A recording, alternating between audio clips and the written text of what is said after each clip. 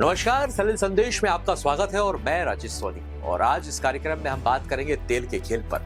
जी हाँ, क्या भारत रूस से सस्ता तेल खरीदकर अमेरिका को नाराज कर रहा है? आखिर क्यों डोनाल्ड ट्रंप ने इस मुद्दे को फिर गरमा दिया है? तो आइए समझते हैं तेल की इस कूटनीति को। तो आपको बता दें कि रूस यूक्रेन युद्ध के बाद दुनिया की अर्थव्यवस्था में एक बड़ा झटका लगा।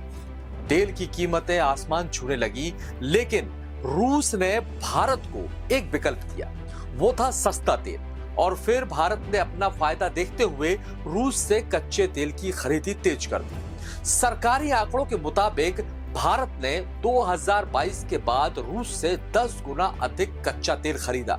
अब भारत और रूस के बीच तेल के सौदे पर ट्रंप नाराज है, क्योंकि ट्रंप पहले भी अपने इंटरव्यू में कह चुके हैं कि ध्यान रहे, ट्रंप हमेशा अमेरिका फर्स्ट की नीति पर चलते हैं। तो वहीं ट्रंप के इस रवैये पर भारत सरकार का भी ये कहना है कि हमारी प्राथमिकता भारत की ऊर्जा सुरक्षा है।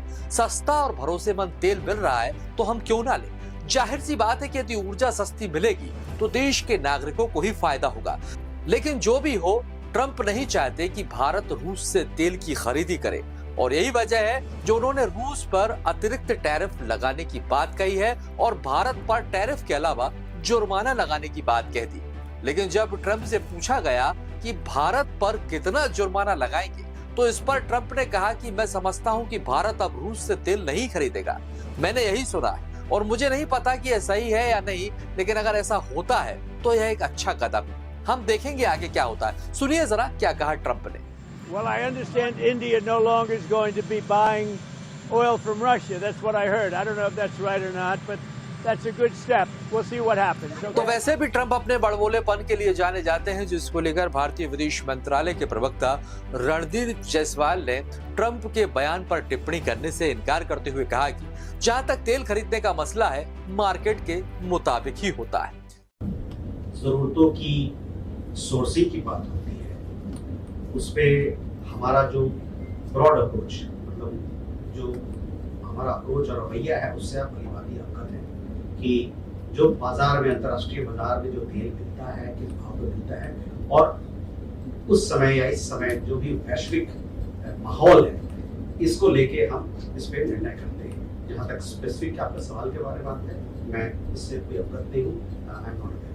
तो अब एक तरफ तो ट्रंप दूसरे देशों पर टैरिफ बढ़ाकर जुर्माना भी लगाने की बात कर रहे हैं, तो वहीं दूसरे देशों से ट्रेड डील की बात भी कर रहे हैं, जिसको लेकर रूस के राष्ट्रपति पुतिन ट्रंप पर निशाना साधते हुए नजर आए और उन्होंने ट्रंप की इस डील को एक नाटक करार दिया।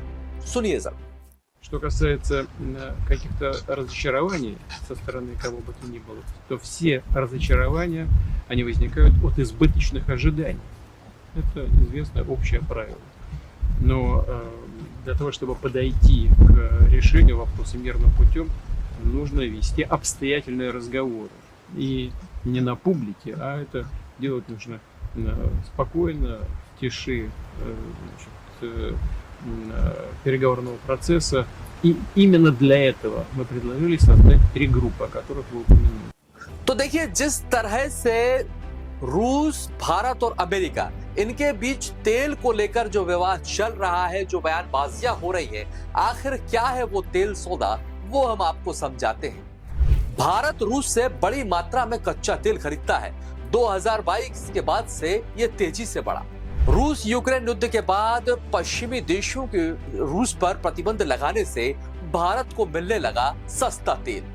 भारत रूस से अधिकतर उरल्स ग्रेड का कच्चा तेल खरीदता है, जो रिफाइनरी के लिए उपयुक्त है। भारत रूस से आयात किए गए तेल को परिष्कृत कर अन्य देशों को भी निर्यात करता है। दोनों देशों के बीच तेल व्यापार ने द्विपक्षीय संबंधों को किया है मजबूत। भारत की सार्वजनिक और निजी तेल कंपनियां जैसे इंडियन ऑयल और रिलायंस रूसी तेल की खरीदी में है सक्रिय। भारत ने स्पष्ट किया है कि वह अपनी ऊर्जा सुरक्षा को प्राथमिकता देता है और अब नहीं आएगा राजनीतिक दबाव में। यह व्यापार वैश्विक तेल बाजारों में संतुलन बनाने और भारत को सस्ती ऊर्जा उपलब्ध कराने में है मददगार। तो कुल जमा देखा जाए तो तेल सिर्फ ईंधन नहीं और आज की दुनिया में यह भू राजनीतिक अस्त्र भी बन चुका है। ट्रंप के बयान हो या भारत की नीति, असली सवाल यही है कि क्या कोई देश अपनी जरूरतों पर समझौता करेगा या फिर किसी दबाव में झुकेगा, या फिर भारत अपने रणनीतिक फैसलों पर अड़िग रहेगा। इसी पर सबकी नजरें रहेंगी।